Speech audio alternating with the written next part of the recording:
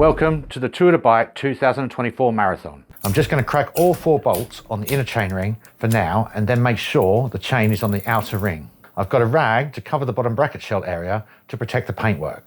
Now I'll remove all of the inner ring bolts and rest the chainring on the rag so we can access the outer ring bolts. Let's just crack all 4 bolts, securing the outer ring, and then remove only one of them. This will keep the chainring in place.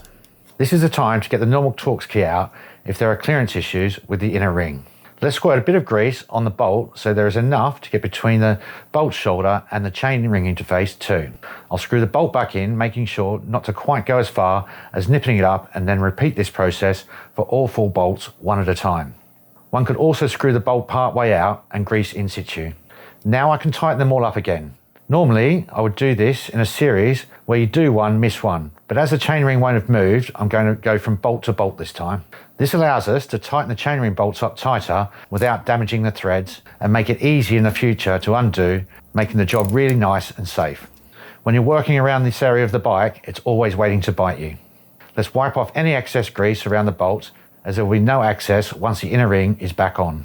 Get the inner ring and orientate it to the correct fitting position. These days, most inner rings have a tang or some sort of marking on them to show which part lines up with their right crank arm. I'll get one of the chainring bolts, grease the thread like I did before, and put it back into the chain set, making sure the ring is still correctly orientated. I'm not going to screw it all the way in, as we want all of them in before tightening up completely to make sure the ring locates properly. I'll turn the chain set carefully to make sure the rag doesn't move off the frame and go to the second bolt from where I started. I'll fit it in the same way with a grease thread and now remove the rag to make things easier. Now the remaining bolts can be fitted and nipped up. It's worth taking the time to check the ring is square on the crank arm, as I do. I'll lock them all up in a sequence mentioned earlier. Do one, miss one. Again, wiping off any excess grease around the bolts. If you have chainring bolts that screw through the inner ring into the outer ring, like this one, there's an extra safety issue waiting to catch you out when it comes to replacing your chain rings. I've also found a tendency for them to creak after an amount of use and the outer chainring seizing on the crank spider. Let me show you how to go a long way to eliminating all 3 problems without taking the chainrings off the crank arm. When replacing chainrings on modern style chain sets, I don't only grease the threads of the chainring bolts, I also grease the interface between the chainrings and the spider, because these sorts of chain sets can creak. If you get a creak in your bike, you know that you've eliminated that before the annoyance comes about. Start with the chain in the inner ring. Just crack all the bolts like earlier in the video and then unhitch your chain. I'll show you the rest of this in the vise so you get a better view. This chain set is toast. Don't put your chain set in the vise. Now undo all the bolts most of the way, leaving about 3 threads in the chainring. Go back around to the front side of the bike and pop the outer chainring off the spider by putting your fingers behind it with your thumbs pressed against opposing spider arms. Don't use too much force, and if it doesn't come off, rotate the crank and try again on the other 2 spider arms. Rather than using a grease gun, I'm going to use a spray can nozzle or twizzle stick to smear it around. What we need to do now is get some grease in between as many of the interfaces of the chainring and crank arms as we can.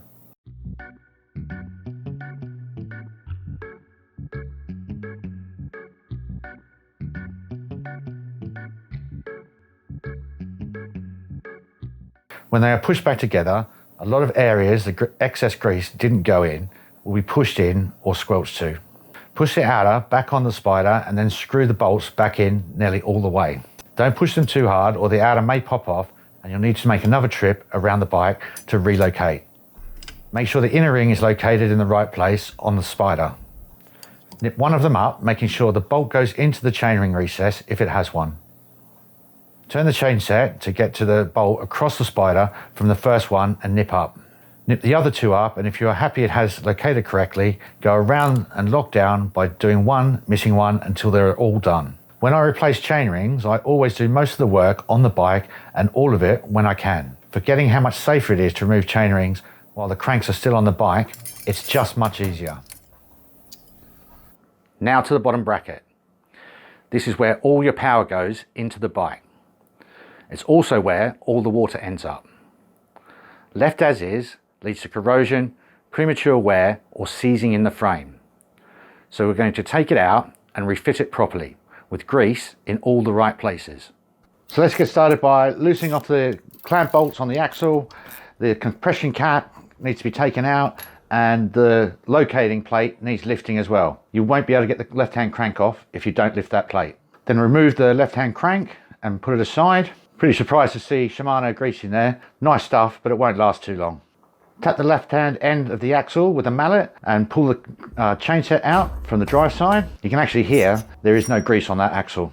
Just give it a little wiggle if it puts up a fight at the very end. Remove the BB cups from the frame. Remember that they're opposing threads, so the right-hand cup has a left-hand thread and the left-hand cup is vice versa. If you've got pressed-in cups, leave them in the bike unless the bottom bracket really needs replacing. These are a one-time wonder. You can see there isn't that much grease in there.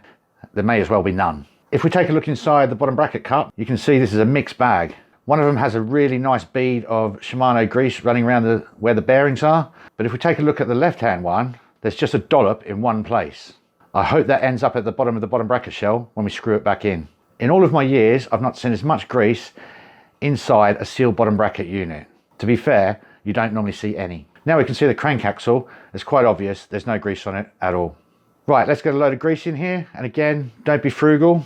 Any excess grease means the job will last longer. All the water inside your bike tubes that seeps in runs down to the bottom bracket shell. We're trying to stop that water getting to the bearings. The more grease we have in there, the longer this job's going to last. Get a load of grease into the bottom bracket shell for the threads, and any excess will just slow down any water ingression to the bearings. You now want to screw your BB cups back in. Screw the cups the wrong way to locate the thread, and then screw them as far as you can with your hands and finish it off with the tool. The next thing you want to do is get some grease on the axle. Just smear it over the axle and on the spline where the left-hand crank will fit. Don't overdo it, because if you do, you'll end up with quite a lot of grease between the crank set and the actual bottom bracket cup itself. Now you do want some there to stop some water, but you don't want to leave too much mess to clean up afterwards. More is better than not enough. Then you want to get the crank and push the axle through the bottom bracket shell, and if it gets a bit tight towards the end, just give it a little tap with your hand. And then you want to get some grease around the bottom bracket axle on the left-hand side, up against the cup. Locate the left-hand crank onto the axle and slide it on. And then you want to screw back in your compression cap and keep going until it goes nice and firm with no play and still spins freely. Then you want to push down the locating pin. And if it doesn't go down, then the cranks aren't on far enough. Last of all, we're going to tighten up the clamping bolts. Now you want to do these in a sequence. The instructions say to do these to 12 or 15 Newton meters. I just do them up tight. And then you just want to wipe off any grease that's been squished out between the cranks and the bearings on both sides. Next, the frame bosses. They might seem insignificant, but they're one of the main ways water gets into the frame. Riding in the wet, washing the bike, it all finds its way in there somehow. If nothing is done, they can also seize. It's easy to solve both problems properly with grease. You're going to want to take all the bolts out of the frame bosses, including any rack or mudguard ones if you have them. Get your grease gun and squirt a dollop of grease inside all of the bosses. If you haven't got a grease gun, you can just use the nozzle off a GT85 or a WD-40 can and just put it inside the hole with some grease on it and just swirl it around. If you just put it on the thread of the bolt, when you screw the bolt in, most of that grease won't go in, and that's all you'll be relying on to get the bolt out in the future. Repeat for all the bolts and then wipe off any excess grease. If you're fitting an accessory like a bottle cage, you want to do the smearing before you fit the cage itself. The headset is critical for smooth, controlled steering and stability under braking. It's also one of the first places water and dirt start to build up. If not dealt with, it leads to the same outcomes as neglecting the bottom bracket. I'm going to open it up and get some grease in there. Get a tow strap and wrap that underneath the fork crown and over the down tube, and then get a rag behind it so that the buckle doesn't scratch the frame. This will just stop the forks dropping on the ground when we undo the stem. Undo the top cap and take the top cap and the screw and put that on the bench. Loosen off the two screws for the handlebar stem, and then pull the handlebar stem and handlebars off the top of the forks and just let them hang in front of the bike. Then remove the spacers that were underneath the handlebar stem if there was any. Get yourself a mallet, don't use a hammer for this, and just give the top of the fork steerer a light tap, and this will just allow the forks to drop down out of the headset. Get the stem and put it back on top of the fork steerer, but just put it up near the top, basically so maybe you can just clamp it up with one bolt. Give yourself enough room to move the forks up and down. Pull the stem up so it pulls up the top part of the headset just to release it, and then lower the forks down by undoing the toe strap. Now, if the bottom bearing doesn't slide down with the crown, you just want to get something pokey in there and just prise it out lightly. Don't use too much force. Lift the seal from the crown and then squirt it in underneath so it covers the crown, and smear it all the way round. If you don't have a grease gun, just put a dollop on your finger and smear it all the way around the crown. Push the seal down and apply some more grease all the way around, and then push the bearing down onto that. And then you want to apply some more grease to the top of the bearing, pretty much so you can't see it, and then just smear that down with your finger so the bearing is all encased in grease. Either tighten the toe strap back up or refit and pull it up so that the bearing goes into the bottom of the forks, and now you've got access to do the top bearing. Undo the stem bolts and take the stem off and just let the handlebars hang freely in front of the bike again. You should now be able to remove the top part of your headset and put it on your bench in an orderly fashion so that you can put it back together in the same order. Get something pokey so that you can get the bearing out like you did on the bottom cup, and you may have to just drop the forks by loosening the toe strap a little bit to give you better access. Do exactly the same as what you did for the bottom bearing set. Just squirt some grease into the cup, put the bearing back in, squirt a load more grease on that, and then smear it into the bearing, and then refit all the parts that you took off the top in the same order that they came off on, making sure that you put a smear of grease on all of those as you put them back in. This will give it much more protection from water. And then you want to get your spacers and put them back on, refit the stem to the top of the handlebars, and then you want to get your top cap and your screw. And I always put a big dollop of grease on the screw thread, enough so that it also squishes out when you get the chamfer of the bolt and the top cap together. Don't tighten it up yet. You want to just check that the seal on the bottom crown race is in place and the bearing is sitting in place before you get it right up inside the bottom cup. And you just want to tighten it up until it gets firm, and then we can check it for play.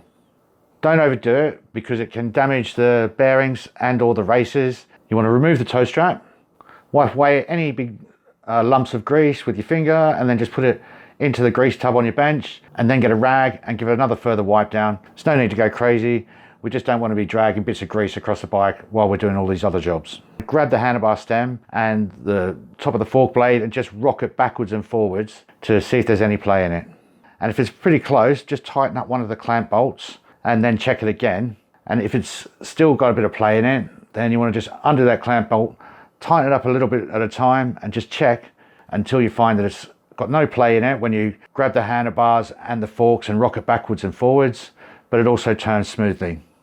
Get the wheel back in the forks and line up the stem so it's relatively straight with the wheel. Now just snip up the two clamp bolts. Don't go mad now, because we're going to line it up properly and adjust any play when we get it on the ground, because that's the only place to really tell if it's got play in it or not. As we're here, I'll take care of the stem and handlebar bolts. These hold your position on the bike and keep the headset correctly adjusted. They're also a common source of creaking. Without some attention, they will continue to get worse over time. They need removing and refitting properly. This will keep them quiet and make them easy to work on in the future. Get a marker pen and put a little line on the handlebars where the gap is between the stem body and the faceplate. This will help you orientate the bars when we move them back up to tighten the bolts up. And it'll just wipe off with a bit of disc brake cleaner and a rag. If you're feeling precious, you could put a bit of masking tape on the handlebars and just draw a little line on it with a pencil. While holding the bars so they don't spin down on their own, undo each bolt a turn or two to allow the bars to turn down to a natural resting position. You want to do this in a crisscross pattern, basically diagonally from each other. There's no need to remove all the bolts at once. This job is much less cumbersome if you just do the bolts one at a time. Remove the first bolt and dip it in your grease pot, or squirt some grease on the thread with a grease gun. You want to get enough on there so when you screw the bolt in, there's a little bit of grease left that can go between the stem interface and the stem bolt head or washer. Screw the bolt in so it's in the same place as the other three bolts were when you loosened it off. Don't tighten it in all the way yet. You want to do the same thing for the remaining three bolts. It's important to have the gap between the faceplate and the stem body itself even on the top and the bottom. If it was already like that when you started, they should be pretty even already. It's always worth checking though. Uneven gaps or bolt tension can cause premature fatigue of the faceplate. The lighter your stem, the more critical it is to get this right. Less metal means more danger when it comes to handlebar stems. Roll the bars back up so the line you put on them earlier lines up with the gap on the stem and the faceplate. You also want to check that they're central. Most bars have markers and or logos on them so that you can use them as a reference. While still holding the handlebars, you want to just nip the bolts up enough so the bars don't move. And you want to do this in a crisscross pattern rather than doing, say, the top ones and then the bottom ones. Now, in small increments of, say, half a turn, you want to tighten the bolts up in a sequence until they start to feel tight. While you're doing this, you want to just keep an eye on the gaps, top of the bottom, to make sure they're even. These days, the torque setting is usually printed on the handlebar stem. This one's 5.2 Newton meters. Because these handlebars might have somewhat of about 100 kilos swaying around on them, I'm going to use my best judgment and do them up tighter. If a stem fails after being done up at 5 to 7 Newton meters, it was going to fail at some point anyway. If you're out of the seat and your handlebars move, it'll scare more out of you than the jeepers. The rule for me is don't overcook it and just put some weight on the brake lever when you get the bike down on the floor and see if it moves. And if it doesn't, then it's okay. I sometimes do this in the stand beforehand by putting 2 hands on the bars and then trying to twist them down. Handlebar clamp done, we now need to do the fork end of the stem. There's no need to undo the compression cap here. This is just creating more work for later. Just crack both bolts open, a quarter or half a turn in sequence. As with the faceplate, you don't want one of the bolts still under full load and the other one loose. Undo both bolts a bit more sequentially, and when the load's off both of them, take one of them all the way out and grease it like you did with the faceplate bolts and refit it. Do the same with the other bolt. Now you want to screw them both in until you can feel them just start to give a little bit of resistance. Check the stem is in line with the front wheel, and if you're lucky, it won't have moved. Then go from one to the other, giving each about a half a turn until they're both tight. Just like the handlebar clamping area, this one's 5.2 Newton meters. Use the same ethos for tightening as we did with the faceplate. Tight enough is when the stem won't move with a sensible amount of effort. I check by putting the front wheel in between my knees and trying to turn the handlebars. When it doesn't move, it's tight enough. If there's carbon involved, like the steerer or the handlebars, take extra care not to over tighten. Creaks can be hard to track down, and this is where a lot of people get caught out. What seems like a bottom bracket noise regularly isn't. More often, it's coming from the contact points of the saddle, seat post and frame. Let's run through a simple way to diagnose quickly and remedy. Let's look at finding where the noises are coming from. First thing to do is hold the saddle by the nose and the tail and apply force up and down like a seesaw. While still holding the saddle the same way, apply sideways force one way and then the other. It's worth being reasonably vigorous to imitate the type of stress a saddle goes through with your weight on it over a bumpy surface.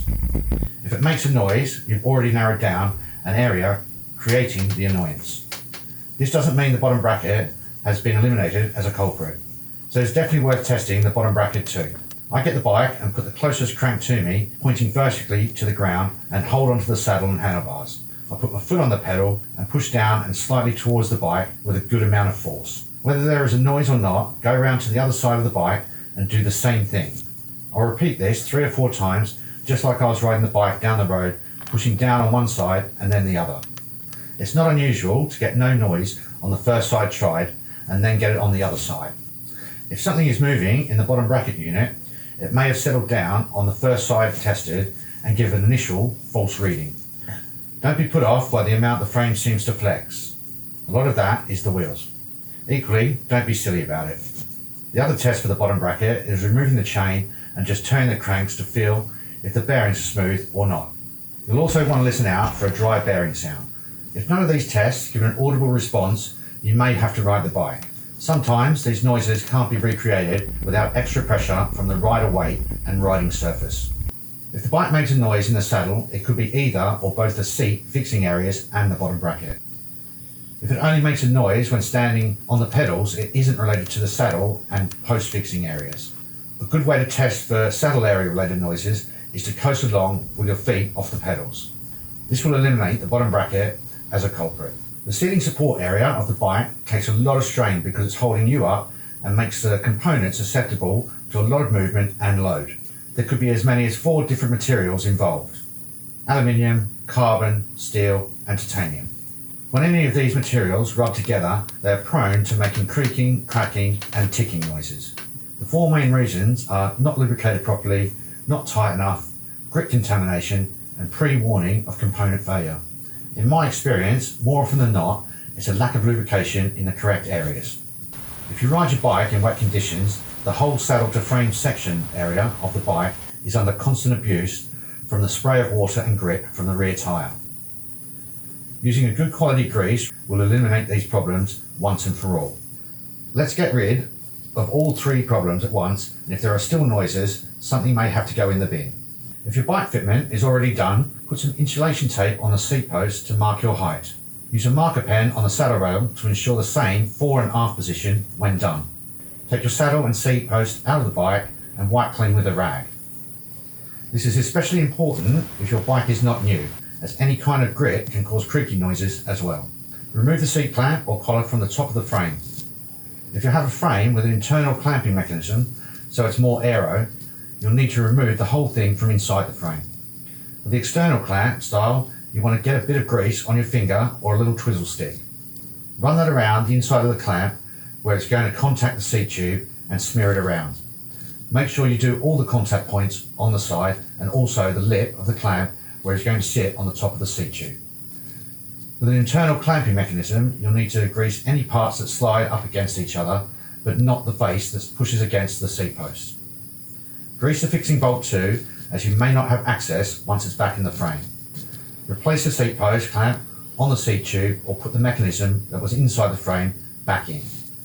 Grease any bolt threads there are, despite the manufacturer putting thread lock on them if they have.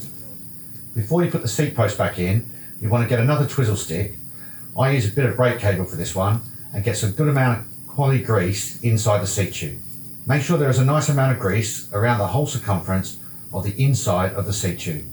If there's a carbon post and or frame, use carbon fibre grip instead of grease. Don't put the grease on the seat post and then slide the seat post into the seat tube. This is not as effective and very little gets into the frame because it just gets caught on the clamp or seat tube as the post goes back in. Put your seat post back in the bike to where your tape is and secure it tight with the relevant clamping system. The final thing we want to have a look at is the bolts holding the saddle cradle to the seat. There's usually no need to take the seat cradle apart or remove the saddle. If you have more than one bolt, loosen both off a little to start with so neither is tight anymore. For a single bolt, just loosen it off nearly all the way out of the holding thread. Then individually loosen one of the two nearly all the way out so there is still some thread left in the top of the cradle or the fixing nut. Smear some grease on the male thread underneath the female thread. Screw it back in nearly all the way. Then do exactly the same thing to the other bolt.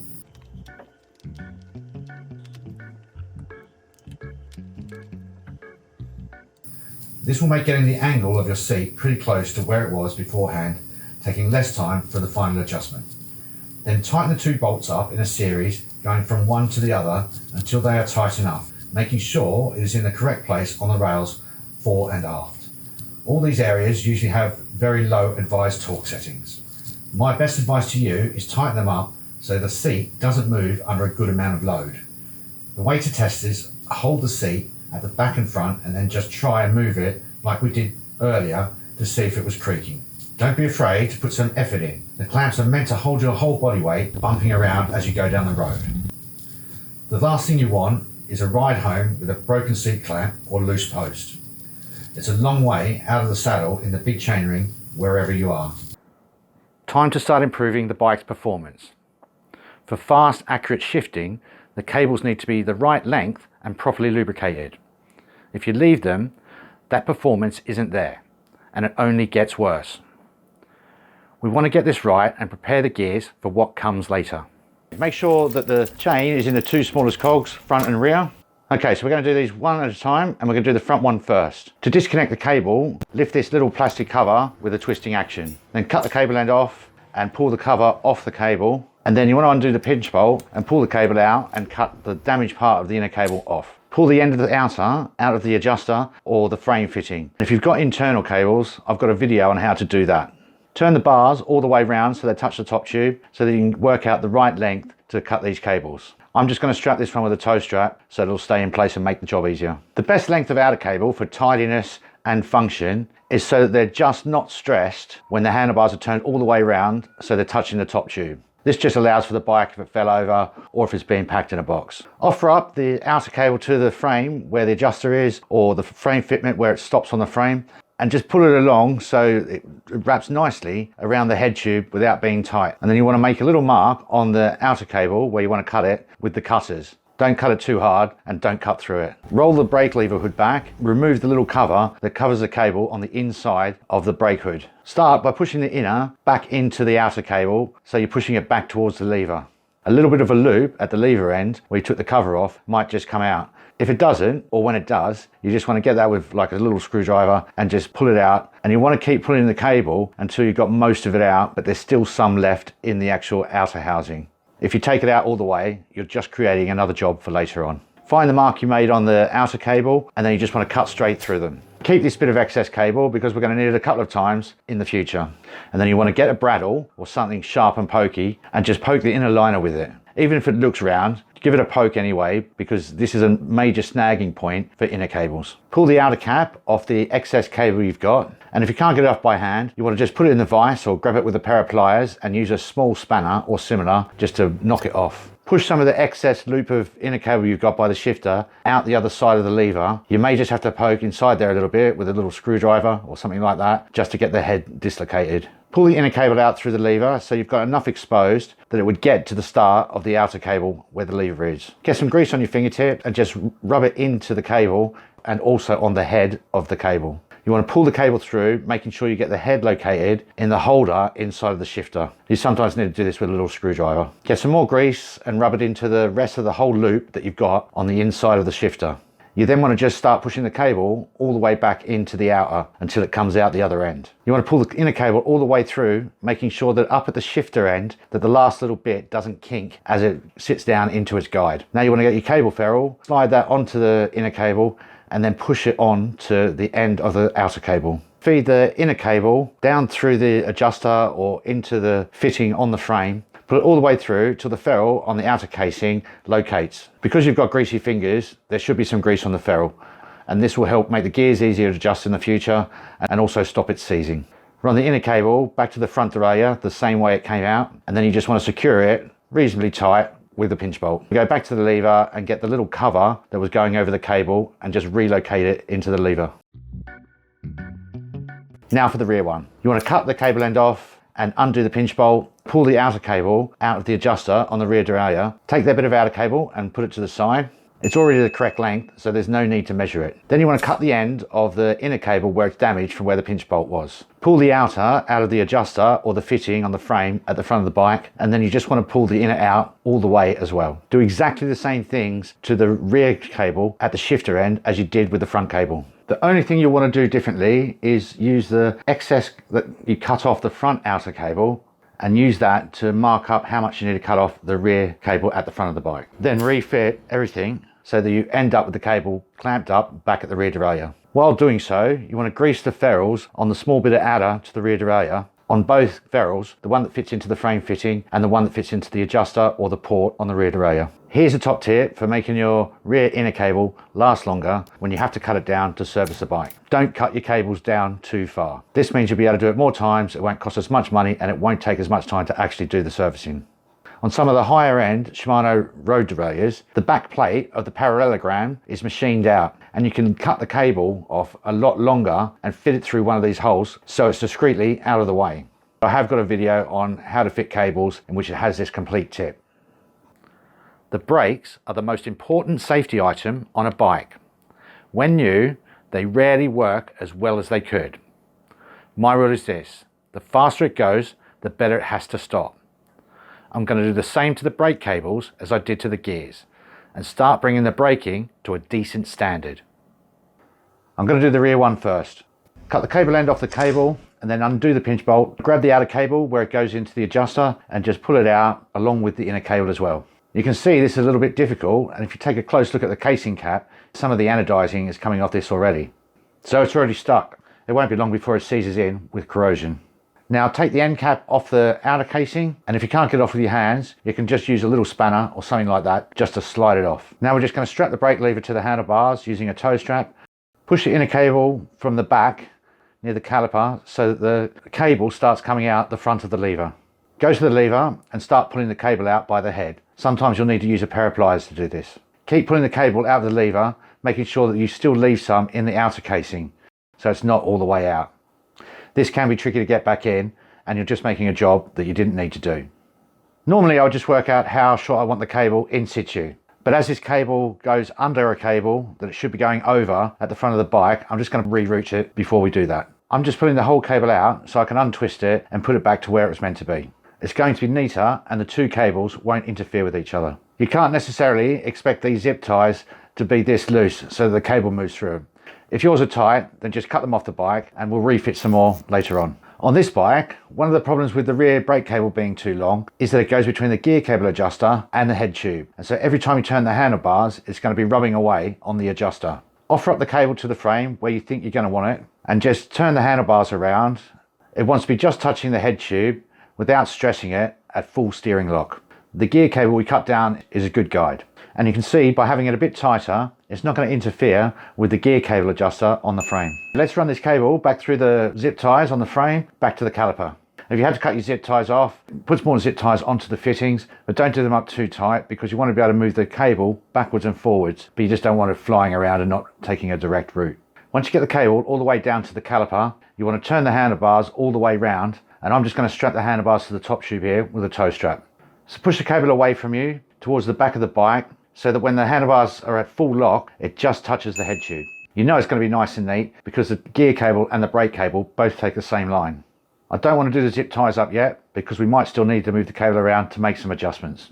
I'm strapping it to the down tube with a toe strap to stop it moving, and I'm just going to put a rag underneath it so it doesn't damage the paintwork with the buckle. Now the brake cable wraps around the head tube the way we want it to, and it's nice and secure so it won't move.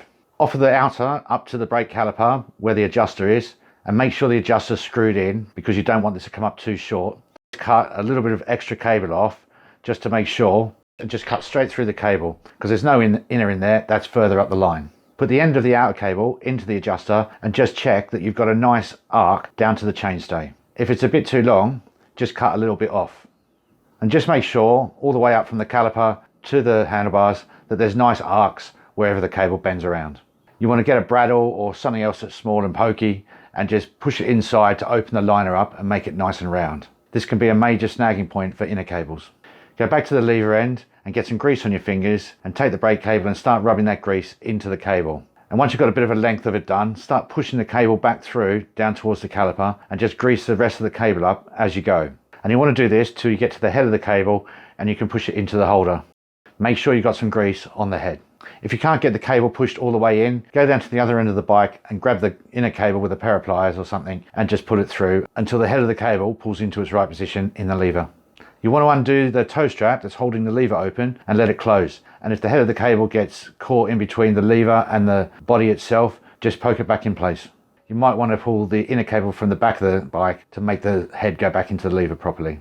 Get your casing cap, slide it over the inner cable and then push it onto the end of the outer cable. If you haven't still got some grease on your fingers, get some, and you want to rub that round the outside of the casing cap before you put it into the adjuster. And this will basically stop it seizing in there and make future adjustments much easier to do.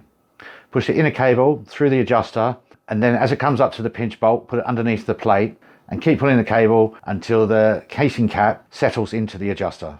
Now I'm going to get my cable pullers and pull the cable through, and I'm just going to do the pinch bolt up with a hex key. Don't do it up too tight because this probably isn't the final resting point for the cable being clamped. If you haven't got cable pullers, just use your hand to move the caliper arm towards the front of the bike and do the cable up while you hold it there.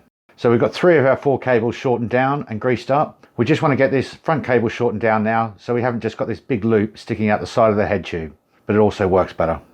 There's quite a bit of extra cable here, but you don't want to cut too much of it off.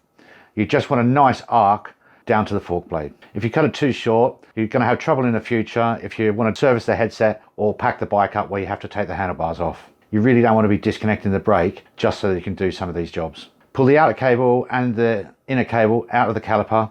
As we did with the rear cable, you just want to pull the end cap off the outer housing. and then pull them up through the guides that are on the back of the forks. And you just want to pull the inner out from the lever and do exactly the same things as you did to the rear cable to the front cable.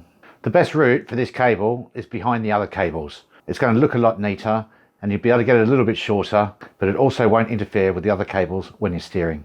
Run the cable all the way down through the zip ties to the caliper. Work out how much you need to cut off to get the right cable length, the same way you did on the rear caliper, and then just cut that bit of outer off. Push the inner cable back through the outer, then you want to slide the casing cap on and refit and secure to the caliper the way you did with the rear one. Gear and brake cable adjusters might seem simple, but with no attention they can seize and cause serious problems. There are a few more around the bike we haven't done, and we can sort them out without disturbing anything. Let's get some grease into them and keep them moving freely. We're going to start with the rear gears this time. Shift the gears right up to the largest sprocket, and then you will just want to stop pedaling the cranks, and we don't want to move the wheel or the cranks again until we finish working with the adjusters on the rear derailleur and the one at the front of the bike. Release the gears all the way down, and if you counted the clicks and it didn't sound like there was enough or you're not quite sure, put a little tension on the cable and then click down again just to make sure. This is going to give you some slack so you can get the adjusters in and out. If you don't think you've got enough and the rear bit of outer casing goes into a frame fitting on the back of the frame, then you can just pull this out of here as well, and that will give you a bit more slack. Unscrew the whole adjuster, including the spring and the holder that allows you to turn it in and out. Get your grease gun, and if you haven't got one of those, you can just use the nozzle from a can of GT85 or something like that with a bit of grease on it, and just get that down into the threads of the rear derailleur. Push the adjuster and the spring back into its holder, and then push it down on the rear derailleur and start to screw it in. Because it's spring loaded, this is the best way to do it, and it stops it just being so fiddly. Make sure you don't get it skew-if. It should just screw in nice and easily. Screw it in all the way, because we might need all the space we can get to get the adjuster out at the front of the bike. Go up to the front of the bike and unscrew the adjuster for the rear gear cable all the way out of the fitting. Sometimes it just helps to take the outer casing out of the adjuster. That's the way I normally do it because it makes it much easier. Once you've got it out all the way, just get your grease gun or your greasy twiddle stick and just get some grease down into the threads of the frame boss. And then you just want to screw the adjuster all the way back in. Again, because this is spring loaded, you might need to put a little bit of pressure on it just to get it started. Reseat the housing into the adjuster. Make sure the outer cable at the back of the bike is back in the frame stop if you removed it earlier. And then you just want to pedal the cranks until the chain moves down to the smallest sprocket. Let's take a look at the front one now. Shift the front lever so the chain goes up into the big chain wheel, and you just want to stop pedaling it like we did with the rear. Again, you don't want to move the cranks or the back wheel until we've finished greasing the front adjuster. Release the gears with the shifter like you were shifting into the inner ring. Unscrew the front adjuster. We're not going to screw this out all the way and use a grease gun because there probably isn't going to be enough cable. If you can't get the adjuster to screw out far enough to grease it, you want to go back to the front derailleur and screw in the lower limit screw as far as you can, but be careful because some of these modern derailleurs, the screw can go all the way through and just fall out the back, and that's just going to cause a problem for later on. This will give you more slack on the inner cable. Counting the amount of revolutions you screw it in would be best practice. Go back to the adjuster and screw it out as far as you can without removing it. And if it has a spring like this one, you just want to pull that out of the way and then get some grease on the threads. And then you just want to screw the adjuster all the way back in. Reseat the housing into the adjuster, and then you can just pedal the cranks and it should drop down to the inner ring. Obviously, if you adjusted the lower limit screw earlier, that's not going to happen. So you just want to undo the screw as many revolutions as you tightened it up. This will put it back into the same setting it was in before we started. Let's get on with the brakes. Start with the front one. I'm just going to undo the pinch bolt and then unscrew the adjuster as far as I can without removing it. Hold the cap up and then either using a grease gun or your little twiddle stick with some grease on it, get some grease on the threads. Screw the adjuster all the way back in, and then you just want to knit the cable up with the pinch bolt. Time for the rear brake. And I'm just going to show you a different procedure so you can see there's more than one way to skin a cat. I'm just going to move this little rubber boot out of the way. And because the adjuster's screwed all the way in, we can just get a bit of grease on this exposed thread. Screw the adjuster out nearly all the way so it drags the grease into the threads of the brake caliper. Once you've done that, screw it all the way back in. Refit the rubber boot and we're done. If you've got inline cable adjusters, it's a good idea to grease those as well. It just makes them easier to use in the future. I'm sure No one wants noisy brakes. If they're not prepared properly, that's exactly what you get. I'm going to remove the pads and improve their performance. This is standard practice on performance cars and motorbikes, and it makes an incredible difference. We're going to get started with the rear brake this time. Get the wheel out of the bike, and the first thing we're going to do is undo the brake caliper fixing bolt and push the caliper as far away from the frame as we possibly can, and then just nip them back up. This is going to make it easy to get the pads in and out so they don't foul on anything. Often they just catch on the adapter that the caliper is screwed to. Remove the retaining clip off the bolt that holds the brake pads in, and then go round to the other side of the bike and unscrew the bolt and put both of these aside somewhere safe. Undo the pinch bolt and let the caliper release, because this will make the pads easier to get out, but it'll make them much easier to get back in. These brakes have an adjuster for the pads on each side. You want to back these right off, and again, it'll make the pads easy to get out and back in. These pads only come out from the bottom, so I'm just going to push them from the top and catch them with my hand underneath. Try not to drop them on the floor, because you don't want the friction material to get contaminated with any oil or whatnot. Once the pads are out, put them somewhere where they won't get contaminated by anything in the workshop. I always put them so the biting material is face up. Take one of the pads and put it in the vice jaws on the little tang that sticks out the top. Get a file with a nice flat edge on it. File the edge off at a 45-degree angle. The angle doesn't have to be exact, but you do need to make sure that you don't file all the friction material off down to the back plate. Leave enough of the friction material on the pad so that as a minimum you've got enough left so that the spring that opens the pads apart can stay in place. You want to do this on both the leading and the trailing edges. Filing chamfers on the edge of the disc pads means that they don't hit the rotor with a square edge. Think of it as the same thing as towing in a rim brake pad. Get the other pad and do exactly the same thing to it. And when you're done, you might want to just tap it on the vise so the dust comes off. Now the pad edges are beveled, you want to just put them down on something clean. I usually use a piece of cardboard or the packaging that the pads came out of. I'm going to use a piece of white paper this time, so it's easier for you to see what I'm doing. Put the pads face down on the piece of paper or whatever you've got. And then you want to get some copper slip or copper grease or anti-seize or whatever you want to call it, and get a little bit of a daub on the end of your finger and dab it onto the back of the pad. And then you might want to just give it a little smear around. This does a number of things. Firstly, it stops the pad vibrating so much, which is the main reason for any type of brake on a bike squealing. It also helps with dissipation of the friction heat coming from the pads when you use them. Go and wash your hands. You don't want to get any of this grease on the friction material. This will just contaminate it. Even if you think your hands are clean or you're wearing gloves, go and wash your hands before proceeding. Get one of the pads and put the spring on it, and then get the other pad and put that on the other side. Hold them together at the top, and then go over to the caliper and put them back in as you swap hands so that you can push them up from the bottom. You must be careful not to get any grease that you might have on your fingertips now onto the friction material. So I just push the pads up from the very bottom. And you can see one of these pads hasn't gone all the way in. So I'm just going to get a little screwdriver and just push it up from the bottom to make sure it's high enough in the caliper. Have a look at the top to see if the holes where the retaining bolt goes through all line up. These ones are a little bit high, so I'm just going to push them down a little bit. Push the bolt through, and a top tip here is to put a little bit of grease on the thread. This will make them easy to get out in the future, and there's no chance for that bolt seizing in. This is especially important with the new Shimano brakes, which have a flathead screwdriver fitting on the end of them. I usually wait till the end to put the clip back onto the end of the retaining pin, but we may as well do it now so we don't forget it. Loosen off both the bolts that retain the caliper to the frame or the adapter. The reason we're doing this is so that the caliper can just float around while we're trying to get the wheel back in. It's just going to mean there's less fighting between the rotor and the disc pads. Once the wheel's back in, you want to go to the adjusters on either side that push the pads back in.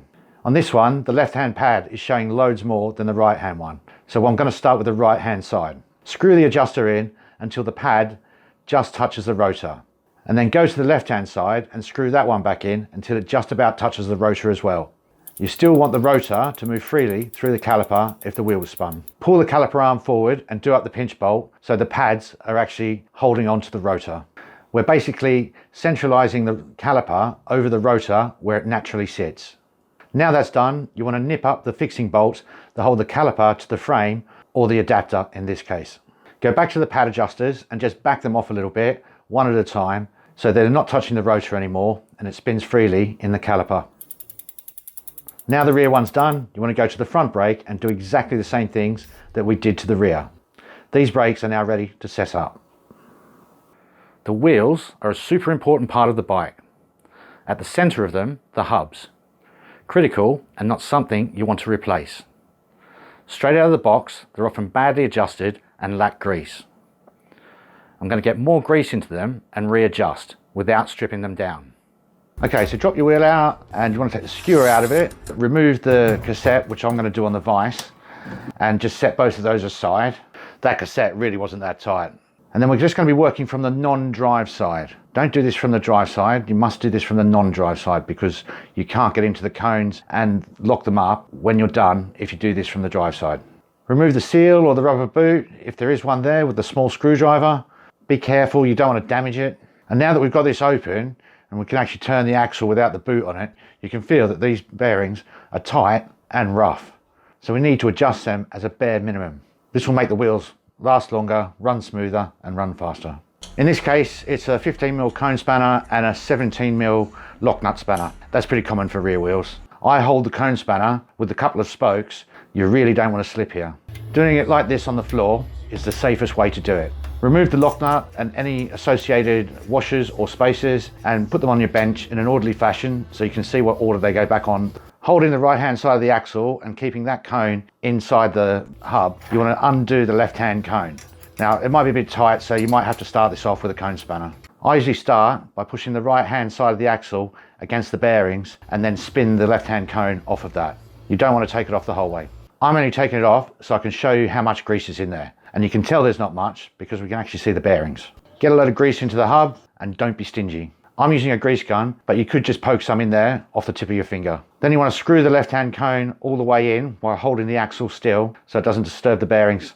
Get it all the way in so it butts up against the bearings. This will hold the bearings in place for the next bit. You just want to wipe away any excess grease. And then you want to turn the wheel around and hold the left-hand cone against the bearings and then just screw the axle out from the right-hand side by actually holding the cone still and turning the axle. So you've just got enough room to get some grease in there. And again, don't be stingy. While holding the left-hand cone against the bearings, you want to screw the axle back in from the right-hand side. This will stop the bearings falling out from the left-hand side while still keeping the grease in there. Refit any washers or spacers in the order they came off in, back onto the axle on the left-hand side, and then refit the lock nut as well. Now you just want to tighten them together, then you want to adjust the cones until they're smooth and have no play. I have a video on that, which I'll leave in the description below. Refit any rubber seal or boot if there was one. Now you just want to clean up any grease that's left after you put the seal back on and turn it round to the drive side, and if there's too much inside where the lock ring screws into, you just want to clean some of that out as well. It won't hurt to leave a little bit in there. Now I'm going to get the front wheel and I'm going to do exactly the same things to it, except I'm going to work from the drive side rather than the non-drive side because that's where the most grease is likely to get, and I don't want to get that on the rotor because it's just more to clean up. Now these wheels will be smoother, faster and last heaps longer. If you've got hubs with sealed bearings in them, you just want to take the end caps off from both sides and then just get a bit of grease above the bearing and then push the end caps back on. That'll help keep the water out for much longer and make the hubs last much longer. You don't want to end up in a situation like this. As we have the cassette off, let's deal with its problems. We've just seen they're not always tight enough or lubricated. Both can cause huge problems. Let's refit the cassette properly and make sure everything's tight. Plus, I'll check the rotors are tight as well. When we took the cassette off this free hub body, the cassette body was just completely dry. It wasn't lubricated at all. So we're going to refit the cassette and just going to smear a little bit of grease over the free hub body all the way down on the hills and the valleys of the splines. This will make it go on easier, stop it seizing and make it a snip to get off in the future. Okay, now we've got some grease onto the free hub body. We're going to spin the free hub body round to find the locating point for the sprockets. So on this it's just going to be the wide valley and the small peak next to each other. And then we're just going to slide the clusters and sprockets on in the right order And then you just get your lock ring. What I like to do with it is put the lock ring tool into it and then just screw that in by hand until it just mates up against it. Now you might be using a lock ring tool, so I'm just going to put this on the tool, on the vise, and then just spin it around and keep going until it locks up. And you just want to do this up to 30 to 50 Newton meters. I like to go towards the high end because I like things not to come undone. I'm just going to give this rotor a clean with a bit of napkin and some disc brake cleaner, because there's bound to be some grease on it, even if you can't really see it from when we did the wheel bearings. Now I'm just going to check the rotor bolts, and if I had a Shimano style one with a lock ring, I would just put that on the vise on my lock ring tool and just do it up from there. Whichever way it is, you just want these to be pretty tight. Now I'm going to get my skewer and just dip it into my grease pot and just scrape a little bit of grease onto the threads, and then I'm just going to slide that all the way through and fit the other end to it. Now if you've got through axles, what you want to do is just take the axle, smear a bit of grease on it, go all the way around the whole circumference, and you just want to get some on the threads as well so it mates into the thread on the frame nicely. It's no fun not being able to get your wheels out because the skewer won't undo, and it's also no fun cutting the end of the skewer off with a hacksaw. That's the rear wheel done and it's ready to go back in the bike. I'm now going to do exactly the same things to the front wheel. Grease the skewer first and then put it back in the bike, and then I'm going to check the rotor bolts and give it a clean while it's in the bike. I would normally do it like this in the bike because it's safer and more convenient. Now you can be confident that your bike will go and stop when you want it to, and not the other way around. If the rear derailleur indexing isn't slick, it's not always the cable adjustment.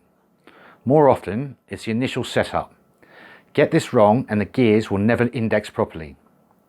The limit screws need adjusting correctly, so the shifting can be dialed in. Let's start with the low or L screw because it's the one that has no effect on your indexing. More importantly, we don't want to forget about it, and the derailleur ends up in the back wheel while we're just setting up the gears. Shift the rear gears all the way up to the largest cog. It really doesn't matter which chainring you're in. Once it's up there, push the cage ever so slightly just in case it's not right. And you can see it just goes over the top of the cog and onto the dummy disc. So we need to adjust the bottom screw or the low screw to stop the overshifting. Most rear derailleurs have the L and H stamped or printed on them somewhere. On Shimano rear derailleurs, the high screw for the highest gear, the smallest sprocket, is the top one of the two. The L screw is always at the bottom. So let's just screw the L screw in until we feel a small amount of resistance because it's reached the stop. Give it another little push while you pedal. If it sounds or looks like it's trying to ride over the back of the sprocket, keep turning the L screw in small increments until it doesn't. If it's trying to go into the next sprocket down, back it off a little until it's staying happily in the larger sprocket. The ideal position for the lowest limit is when the center of the larger sprocket and the guide pulley wheel at the top are in line. Now let's set up the H screw so we don't end up with the chain derailing onto the frame. The best way to do that is in the big chain wheel, because this is where it may struggle to go into the smaller sprocket even if it works on the inner ring. Screw the H screw in a little bit until it starts making some noise from it trying to get into the second cog up. Back the screw off approximately half a turn or until the ticking noise goes away. Pull the inner cable or push the parallelogram so it moves to the next sprocket up and release. The H screw is in the right place when it doesn't make any noise, and in the big chain wheel it just drops straight down from the second smallest sprocket to the smallest sprocket. You can check visually from behind the bike. The center of the top jockey wheel should be just out of line with the middle of the smallest sprocket towards the frame. So the other thing that's important here is the cable tension is not actually holding the derailleur in place rather than the H screw. You can check this by pulling the inner cable slightly, and if it doesn't move the derailleur, then it's okay. Both the limit screws are now set. Let's shift this into the smallest chainring at the front and the largest sprocket at the back, because that's where we can set the B screw up. The B screw is only really there so you can adjust the derailleur further back to allow for larger sprockets, up to its maximum stated capacity. So the guide pulley wheel at the top of the jockey cage doesn't touch the larger rear sprockets. There needs to be enough clearance so the chain doesn't catch the sprocket teeth when shifting too. The simplest way to adjust the B screw is to screw it out so it allows the body to go forward until it looks like the top jockey wheel touches the largest cog. Turn the B screw back in to bring the derailleur backwards. Let's start with a whole turn and see how that goes. Check it's all right by just shifting down to the next biggest cog and then back up. It's still making a little noise as it's shifting up. So let's add another half a turn. It doesn't make that noise anymore, but let's just do one final check. Noise is defo gone. Both Shimano and SRAM offer setup tools. I always find it easier to not waste my time with these and just go by the measurements supplied online or use my best judgment. The general rule for most rear derailleurs is 5 to 7 millimeters. By setting the derailleur too far back, you're actually retarding the shift from the bigger cogs to the smaller cogs. So I've got the 3 range screws, the B screw, the H screw and the L screw, all in the right place. Now I'm just going to quickly set the gears up. Gears on the rear are set up. I've checked the indexing on both the inner and the outer chainring. Let's have a look at 2 ways the indexing can be individually messed up by adjusting the B screw or the H screw incorrectly. The converse is not being able to index the gears because these screws are in the wrong place to start with. In the largest cog, I'm going to adjust the B screw in so it pushes the rear derailleur back too far, and now I can get my fingers in between the sprockets and the chain.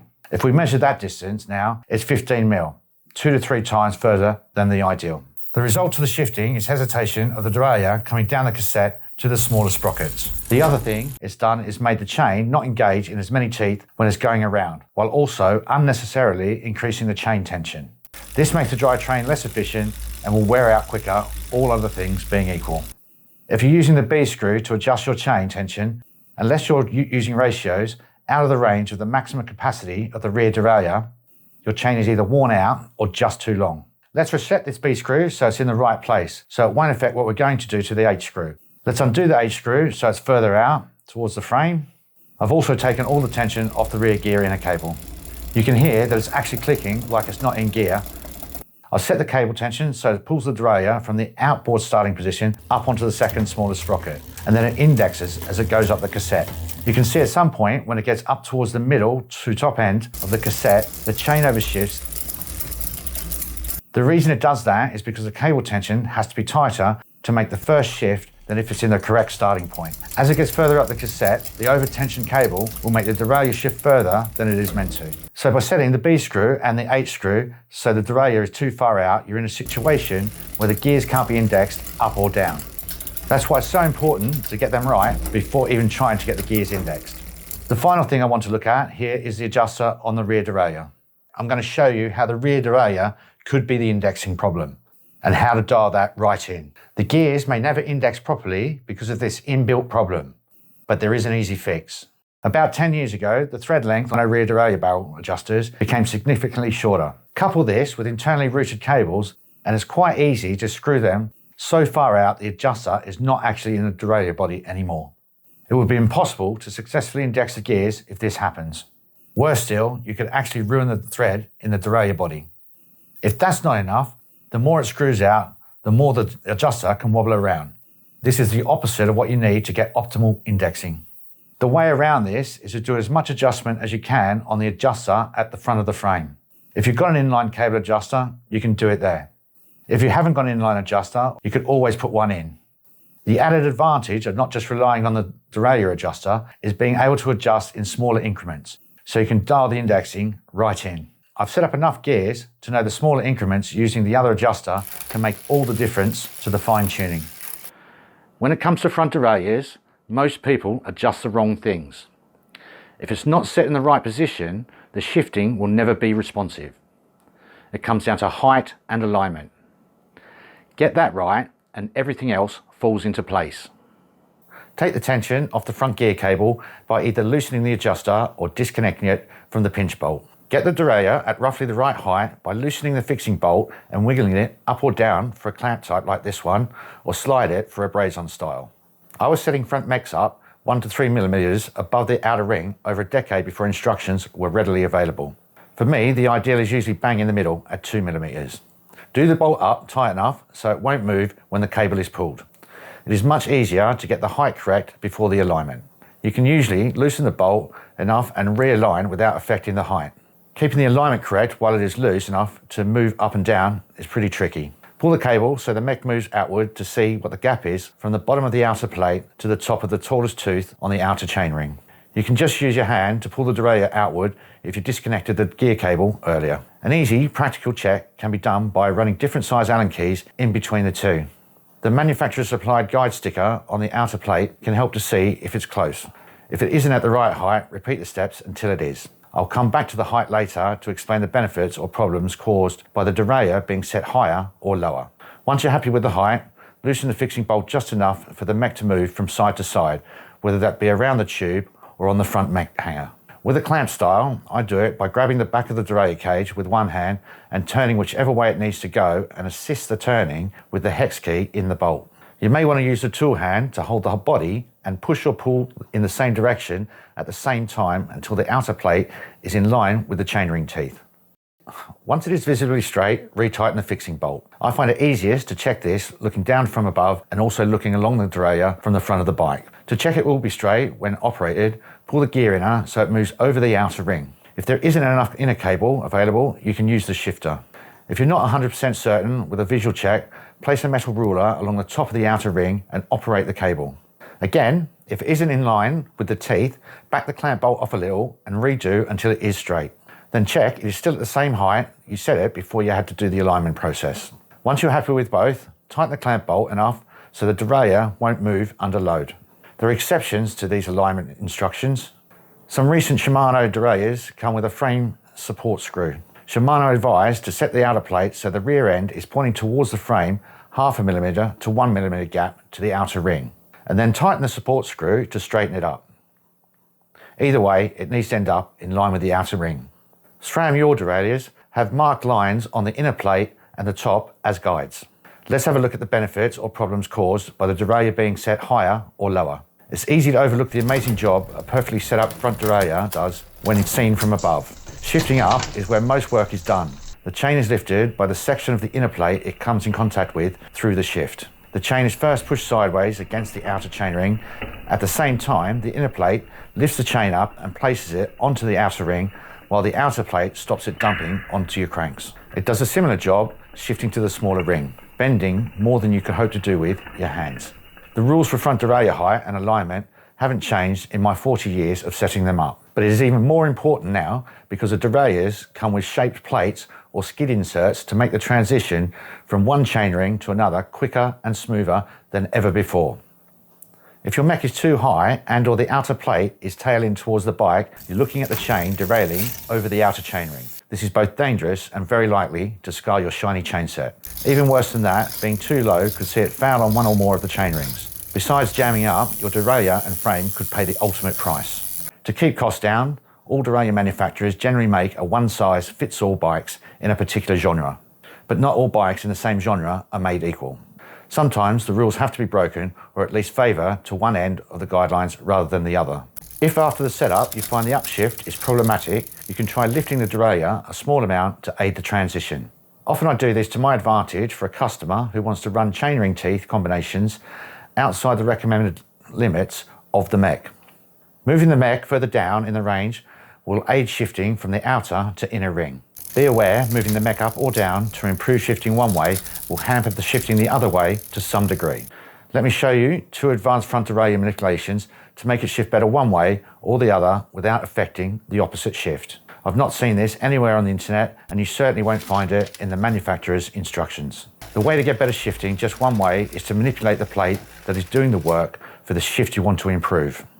For upshift, it's the inner, and downshift, it's the outer. I'll show you the two easiest adjustments you can make to each of the plates, as the advanced class is definitely a whole video in itself. To make the derailleur shift better upwards, you need to bend the nose of the inner plate towards the big chainring. When you do this, you'll need to support the rear end of the derailleur to make sure the nose bends and the pivots don't take too much stress. Front mechs are tough, so there's no need to be a princess about it. In order to make the mech shift down better, you need to bend the outer plate towards the inner ring.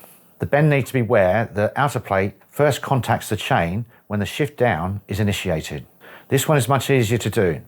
However, it is also easier to mark the shiny stuff. A piece of thick handlebar tape or similar is a good idea to make sure it doesn't get scratched. Do not go mad making these adjustments because it will create other problems if you overcook it.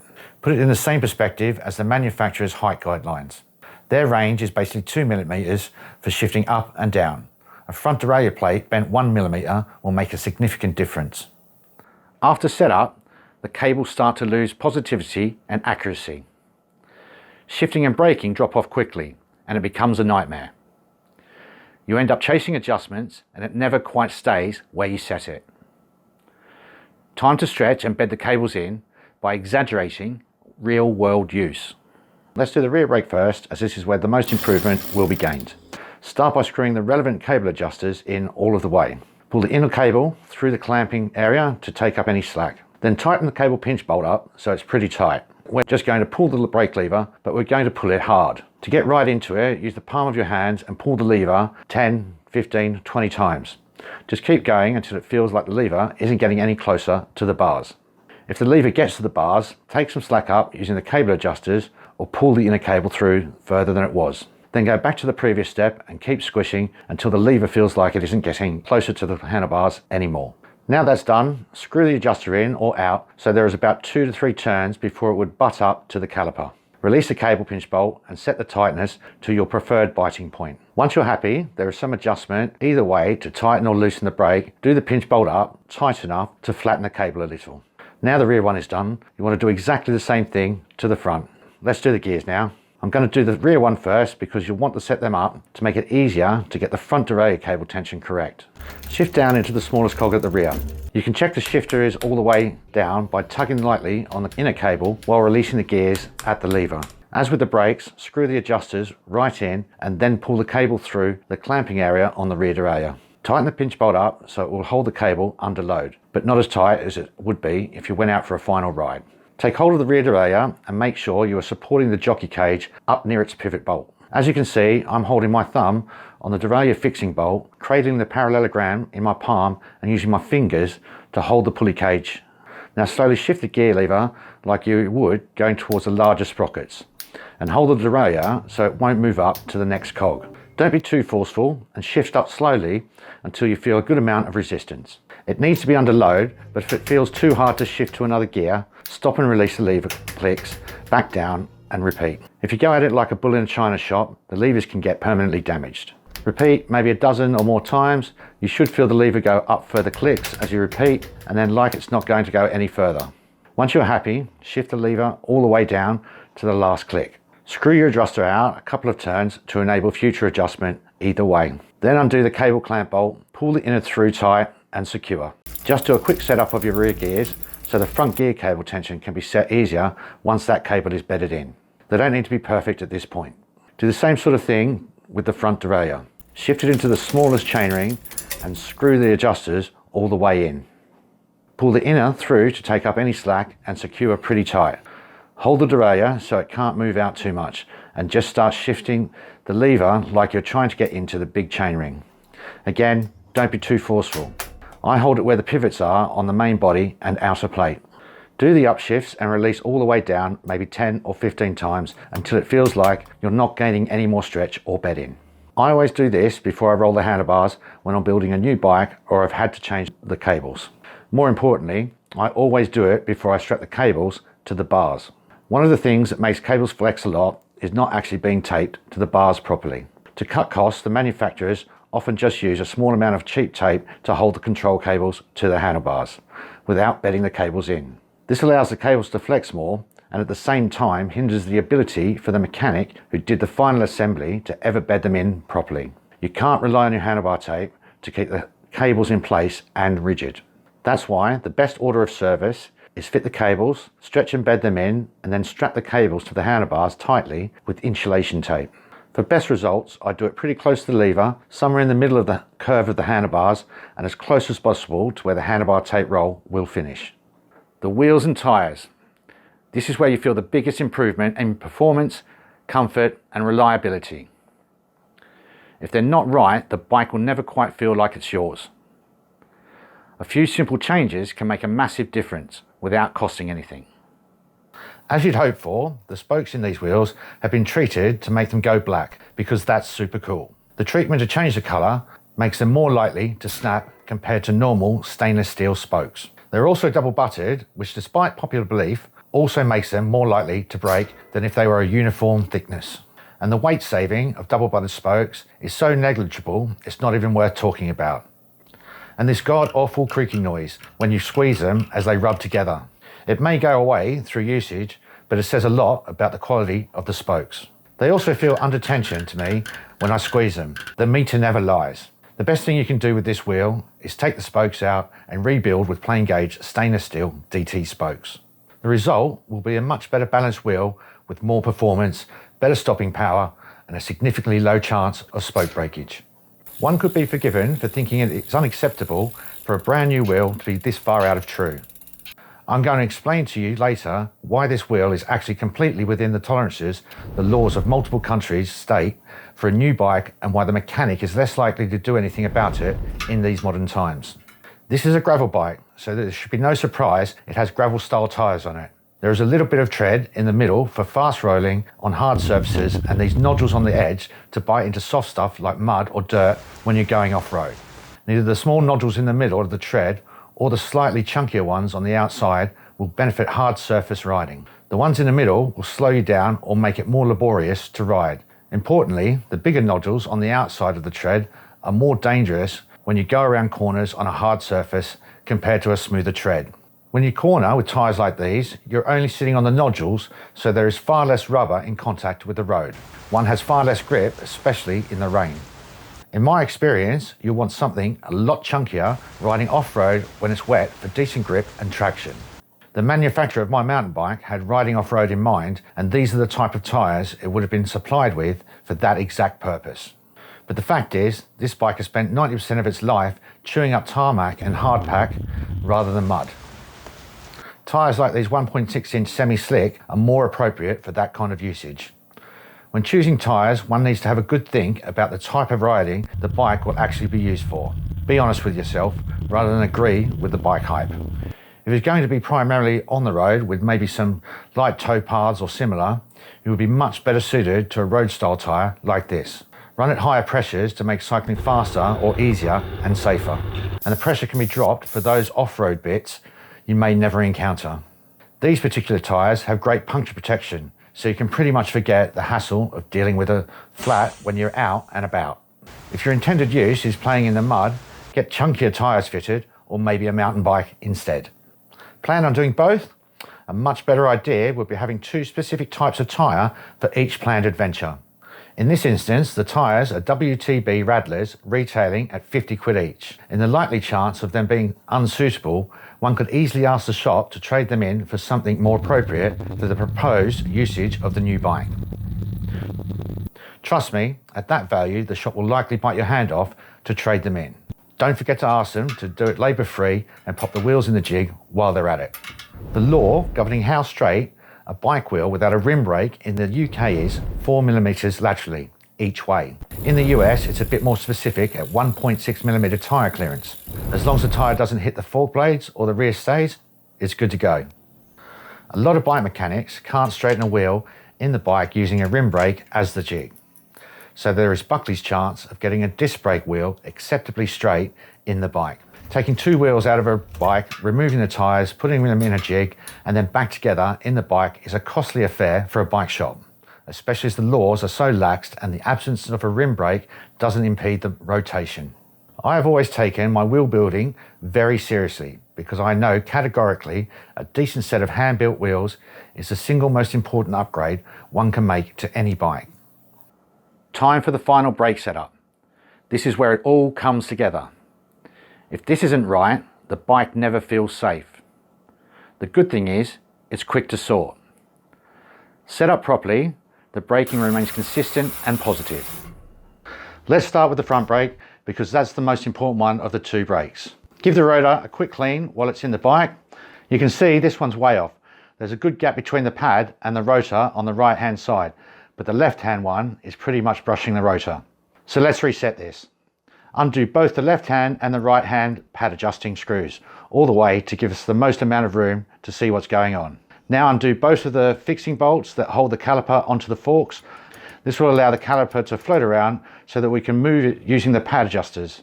In fact, I'm just going to take the caliper off quickly to give you a better view of the differing positions of the pads before any adjustments have been made. If we take a look at this, the right hand pad has quite a bit of friction material showing, whereas the left one is only just breaching the gap of the disc caliper. If we just set it up straight from here with the same adjustment on each side, it wouldn't end up in the center.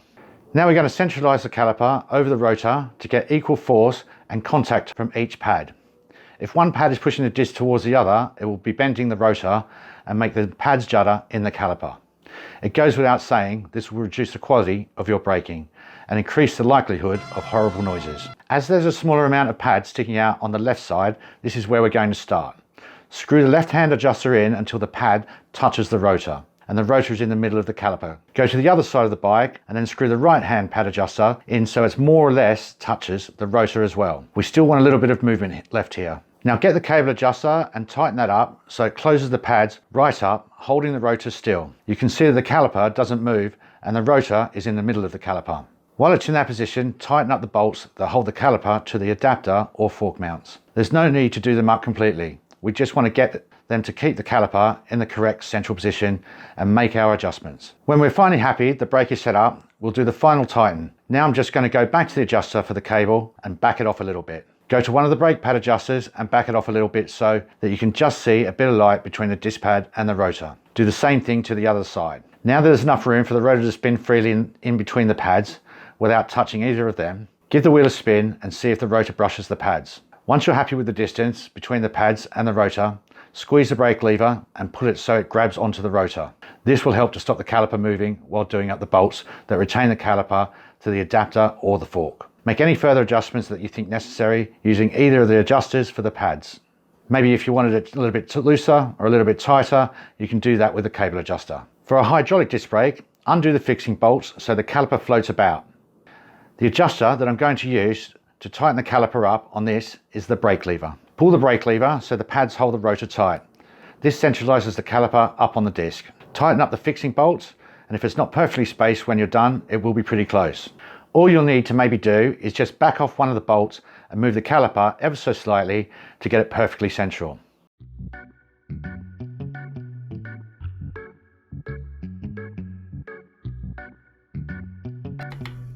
Let's look at how to do it on a rim brake for a road bike. Fundamentally, this is exactly the same process you need to do on any type of brake on a bike. After all, a rim brake is only a big disc brake. If it has something that grabs a rotor or a rim, which Mavic call a disc, set the brake up while it's on. Use the tension of the cable to actually make the pad move to where you want it to. Pull the lever, any exposed inner cable, or use the barrel adjuster. Set the pads in the correct position and then just release the cable a little bit and you're good to go. This angles the pad so it is the same as the rim. It's not just hitting the top or the bottom first, give you the maximum amount of brake pad contact on the rim. To tow it in, if I can't just do that with my hands, I slide something underneath the back of the pad and pull the cable on. This will make the back of the pad just stick out off the rim a little bit. Lock it up and just check that it's okay. It'll be pretty close and may need some minor adjustments. Get the rear brake done exactly the same way that we did the front brake. It's now time to get out on the road and bed these brake pads in. When we get back, I'm going to share my top tips for making your brakes even better. Find a place where you can run down a slope and there's not too much traffic or anything like that. Just roll down the slope and do one brake at a time. Get up to about 15 to 20 miles an hour at the most. Pull the brake on until the bike comes to 5 miles an hour. You don't want the bike to come to a stop. This will lay a bit of material from the pads onto the rotor and warm them up at the same time. Repeat maybe 10, 12 or 15 times. You'll know when it's done because you'll start to feel the grip of the pad on the rotor. It will also sound like the pads are gripping the rotor. Now I'm going to ride back up the hill and do the rear one. Gosh, this one's making quite a lot of noise. But don't worry about that, they often squeal before they go quiet. Keep riding, pulling the brake on, not letting the bike stop, and eventually the squeal will go away. It won't even feel like it's working while it's squealing, so it shouldn't be any surprise the brake will feel like it is gripping when the squealing stops. Top tip, if it doesn't work completely after the 15 hits on the brake, come back, put the kettle on, have a brew while the rotor cools down and repeat. Want your current brakes dramatically improved without breaking the bank? Here's where I'd spend my money on any type of disc brake. Get better quality rotors. They'll be straighter, more durable and dissipate the heat faster. Fitting bigger rotors than your bike came with will give you more power, modulation and reduce the heat build-up even further. You'll need to get the corresponding adapters to fit them too. If you're on a budget, do the front one first, as this will give you the most improvement on a normal bike. When you brake, the weight distribution of you and the bike shifts forward, so the bias of the brakes should really be 70 to 30 towards the front. My final bolt check. This is a systematic process to make sure nothing comes loose or fails in use. Miss something here and it comes back to bite you. I always do a full once over after every build or service.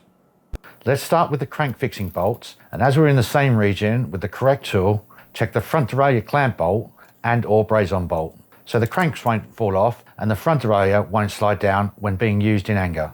Next, check the pinch bolts on both derailleurs. You might want to hold on to the rear derailleur cage so the mech doesn't fight with the chain. I do a similar thing holding the front derailleur cage while checking the pinch bolt. They need to be tight enough to flatten the cable a little to eradicate any shift problems due to the inner cable not being secured properly. The next ones to do are the brake bolts. I do all of them at once on each brake. For disc brakes, that is the cable pinch bolt, the bolts holding the caliper to the adapter if there is one, and the bolts holding the brake to the frame. If this was a rim brake bike, I would be checking the main pivot bolt and centralising the caliper at the same time. Don't forget the pinch bolt. Again, they need to be tight enough to flatten the cables a little. With both sets of brake bolts checked, we can be happy in the knowledge they won't let us down when they are most needed. Let's check both quick releases by giving them a little tug to make sure they aren't loose. If you have through axles, just check they are tight. The final thing I do is cut the inner cables down to length and crimp the end caps on.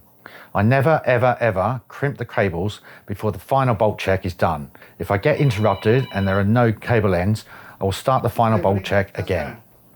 The consequences of not doing the whole final bolt check range from ongoing continued nuisances to the lights going out permanently. Rather than checking the stem bolts, handlebar bolts and seat cradle bolts, I just test they are secure. I'll grab the handlebars by the drops and I'll try and turn them both ways to see if they're tight. I'll then get the front wheel between my legs and hold it with my knees and thighs and try and twist the handlebars from side to side. And I'll do the same thing to the saddle to check the clamping bolts.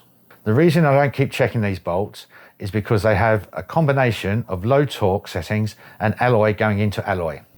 It's just not a sensible idea to keep undoing or trying to do up alloy bolts or steel bolts into alloy over and over again.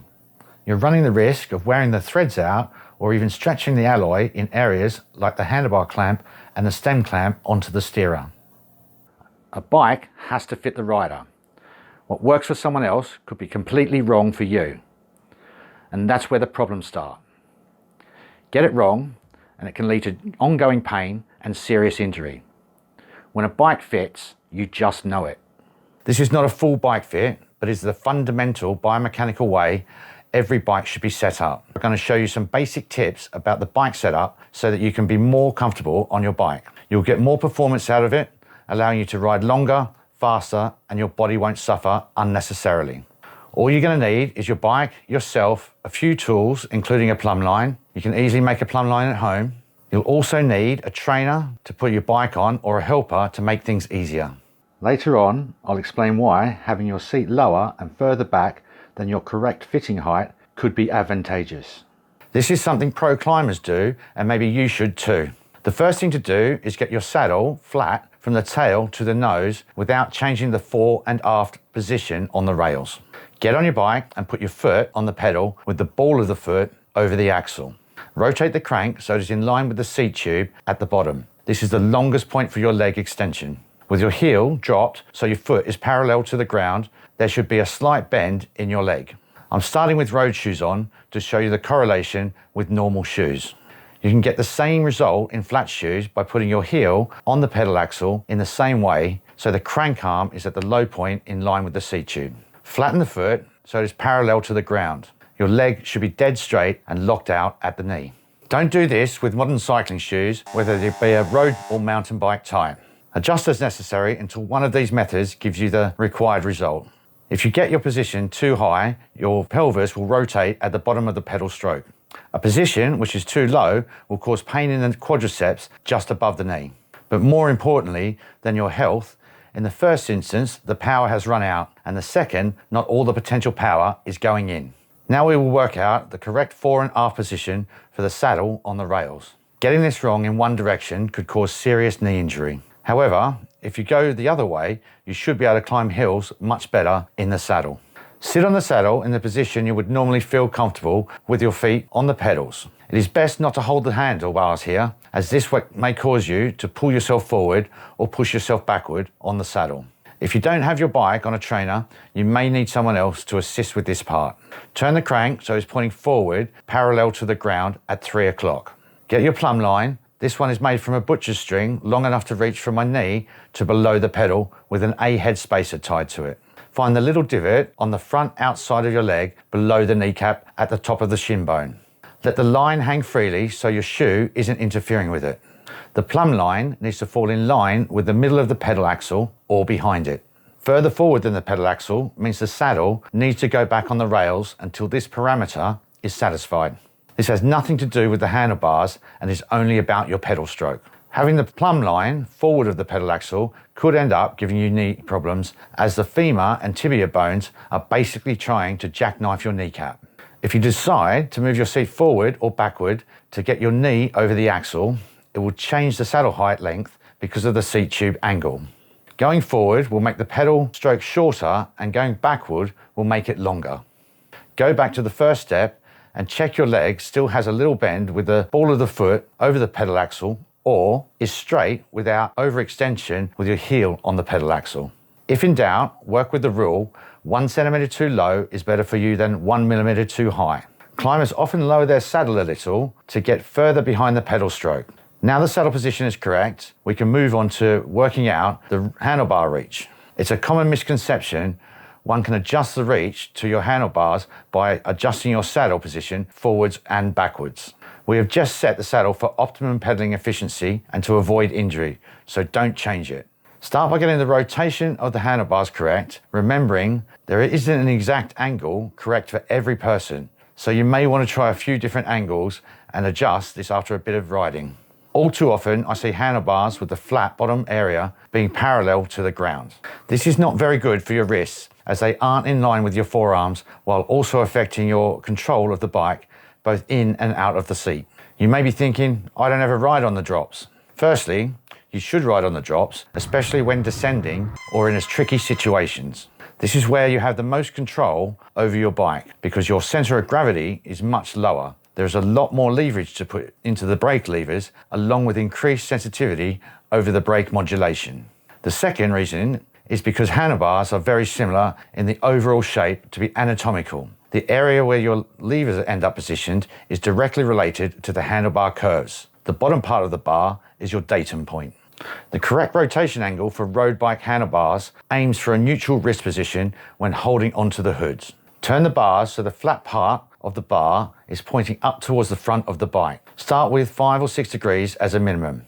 Mine are closer to 9 or 10 degrees because I like to get right into the curve of the bar when using the drops. I do this by feel on each of my bikes rather than using an angle measuring device. Once we've got that right, we can work out how far away our handlebars need to be based on the stem length. The manufacturers will only use 2 or 3 different stem sizes for 6 different size bikes, keeping their costs down with economy of scale purchasing.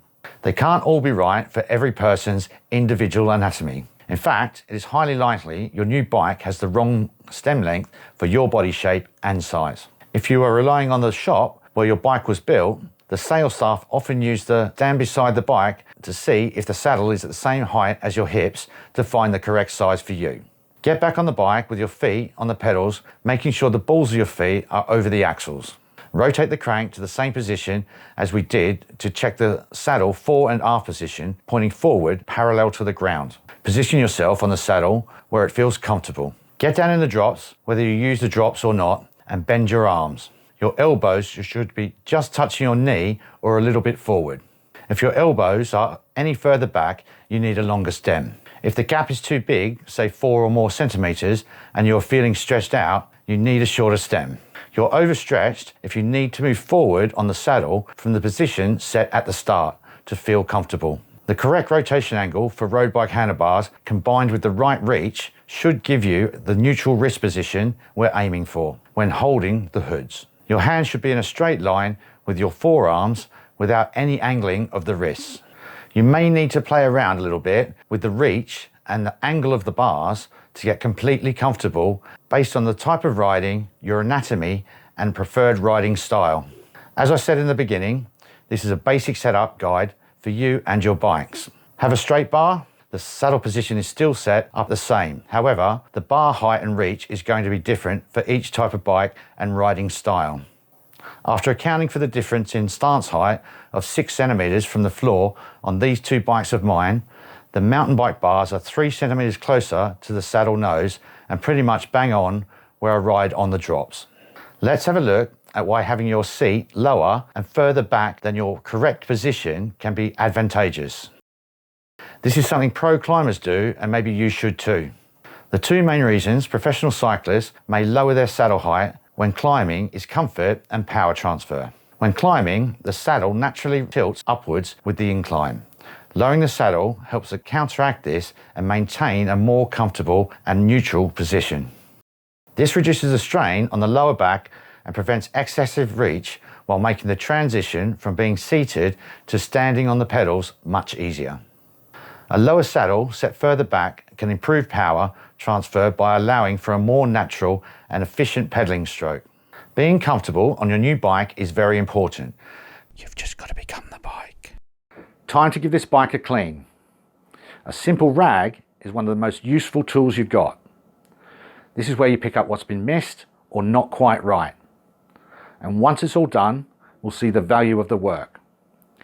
This is exactly what you'll be paying for elsewhere. We're going to show you the most important tool in my workshop and explain why it should be in yours too. We'll also be taking a look at the previous stages of the series, totting up the amount of money a bike shop would have charged you to do the same jobs we've tackled along the way.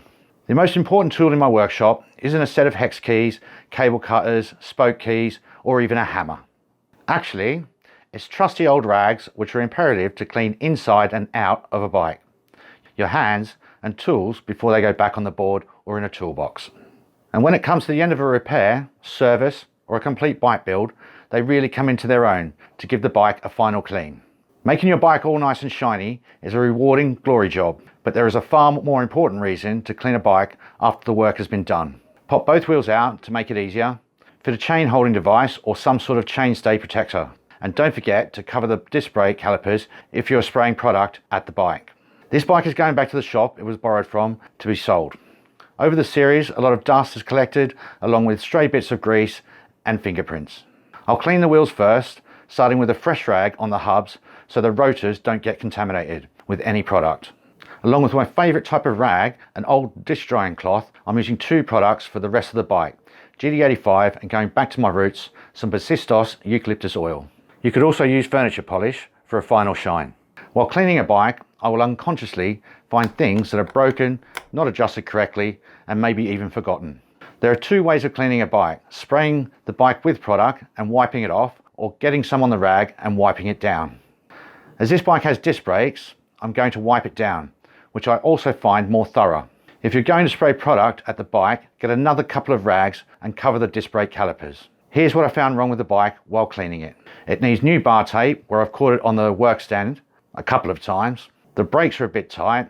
Let's give them both a loosen to make the levers pull more effectively and give better control over the modulation. Let's also refit these toe straps correctly so they move through the pedal less when being pulled. It's an old track racing trick.